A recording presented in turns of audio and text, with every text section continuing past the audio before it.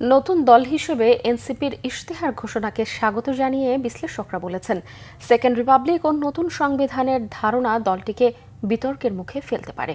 এই ইশতেহারকে অস্পষ্ট এবং এর ভাষাকে সাধারণ মানুষের জন্য কিছুটা জটিল বলেও মনে করছেন তারা।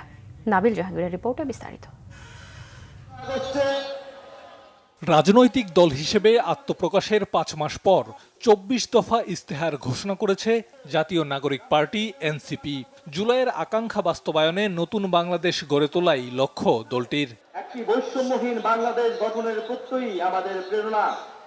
বিশ্লেষকরা বলছেন, এনসিপির এই ইশতেহারে কিছুটা নতুনত্ব আর কিছুটা অস্পষ্টতা আছে, তবে দলটির রাজনৈতিক দৃষ্টিভঙ্গির প্রতিফলন ঘটেছে। মনে হয়েছে যে তারা একটা ভিশন, প্রত্যেকটা ইস্যুতে ধরেন বিভিন্ন ইস্যুতে তার কতগুলো ভিশন আছে, সেটার মধ্যে কোনটা গোল, কোনটা কিভাবে অ্যাচিভেবল, এই জায়গাগুলিকে তারা এখনো পর্যন্ত ক্লারিফাই করেনি। তো আমি তারপরে মনে করব যে এটা একটা ভালো সুন্দর ধরেন এক ধরনের নতুন বাংলাদেশের যে গল্পটা তারা বলতে চাইছে সেটার একটা ছায়া ওইখানে আছে। এই ইশতেহারের ভাষা শব্দ চয়ন অনেক কঠিন।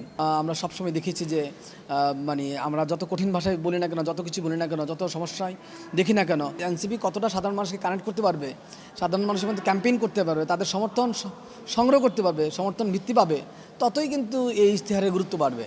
এনসিপির সেকেন্ড রিপাবলিক এবং নতুন সংবিধানের লক্ষ্য ভোটের রাজনীতিতে দলটিকে কতটা সুবিধা দেবে তা নিয়েও প্রশ্ন আছে বিশ্লেষকদের। রিপাবলিক গঠন করার মধ্যে কোনো আসে যায় না, কারণ এটা হলো পৃথিবীতে বহু দেশেই সেকেন্ড, থার্ড, ফোর্থ, ফিফথ রিপাবলিকও হয়েছে। আপনি সংসদ জনগণের প্রয়োজনে বিভিন্ন সময় পরিবর্তন করতে পারেন সংবিধান, কিন্তু এখন এটা জনগণের কাছে এটার আপিল থাকবে কিনা, নাগরিক এটা গ্রহণ করবে কিনা, এটা তাদের ক্যাম্পেইনের উপর নির্ভর করবে।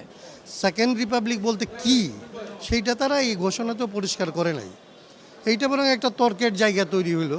আমি মনে করি যে এনসিপির এই সমস্ত তর্কের জায়গার মধ্যে কারো পক্ষে কারো বিপক্ষে, মুক্তিযুদ্ধের পক্ষে বিপক্ষে, মুক্তিযুদ্ধকে খাটো করা, 24কে বড় করা, এরকম জিনিসের মধ্যে তাদের না যতটা জড়ায় ততটা তাদের জন্য ভালো। নাবিল জাহাঙ্গীর, বাংলা ভিশন, ঢাকা।